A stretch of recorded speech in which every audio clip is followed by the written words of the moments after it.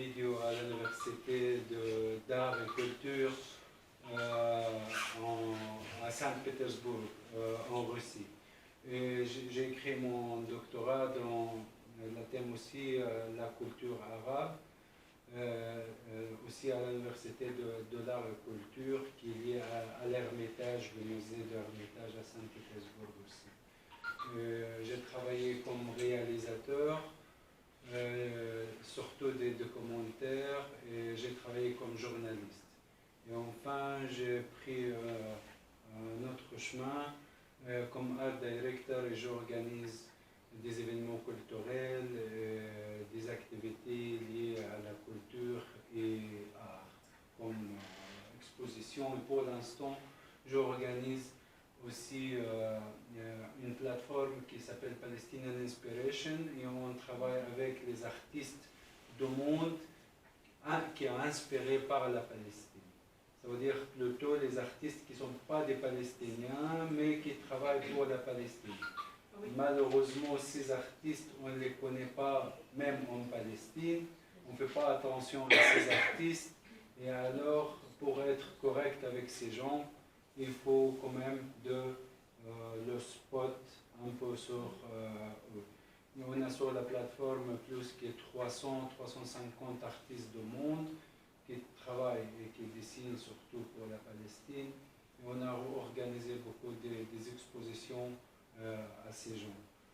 Un de ces expositions qui était de Jérusalem au monde, qui était organisé même une partie ici à Liège, à Bruxelles, à Milano, à Rome, à Ramallah, la même exposition avec 255 travaux de caricature, 250 artistes qui viennent de tout le monde.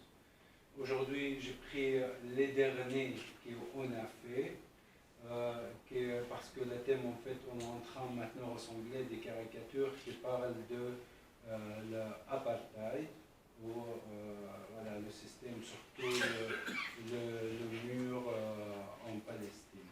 Alors, j'ai pris quelques-uns pour vous montrer. Alors, j'ai pas le temps pour parler de la thème l'art et Palestine, parce que si on va parler de l'art palestinien, c'est encore différent. Si on va parler de l'art et Palestine, c'est aussi différent. Ici, ce que je voulais en vitesse, surtout se concentrer sur l'artiste palestinien, qu'est-ce qu'il doit être, c'est qui en fait l'artiste palestinien et il est spécial de quoi? Pourquoi moi, surtout comme palestinien, je le vois différemment. En fait, tous les artistes du monde, comme on le sait tous, que c'est la première révolution qu'il fait, c'est lui-même, avec lui-même, c'est son conflit avec lui-même d'abord, contre le monde extérieur qui ne lui convient pas.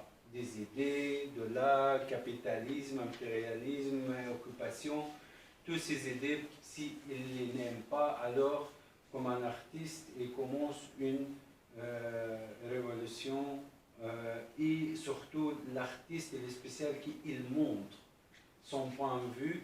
Ce n'est pas quelqu'un comme chaque nous que, voilà, moi je n'aime pas, par exemple, je n'aime pas le conflit de nature, je ne parle pas de ça et je reste chez moi à la maison et c'est tout, il n'y a personne qui va me connaître et connaître mes idées. L'artiste, surtout, s'il aime quelque chose ou il n'aime pas quelque chose, il va montrer ça. Et l'artiste palestinien, il est spécial simplement parce qu'on a mis beaucoup de poids sur l'artiste en Palestine. On ne le voit pas simplement comme un artiste, on le voit comme prophète, on le voit comme journaliste, on le voit comme révolutionnaire, on le voit, il est tous, il est tout de nous, c'est quelqu'un qu'on voit l'artiste que voilà, c'est un outil pour l'indépendance. Et la question sur laquelle je suis en train d'écrire un livre, est-ce que vraiment c'est le rôle de l'artiste de prendre tous ses rôles, en fait? Parce qu'à la base, bon, on sait bien que l'artiste, s'il a un conflit, il devient plus riche avec son art. Parce qu'un artiste sans conflit, il va chercher de quoi je veux parler, de quoi je veux filmer, de quoi je veux dessiner.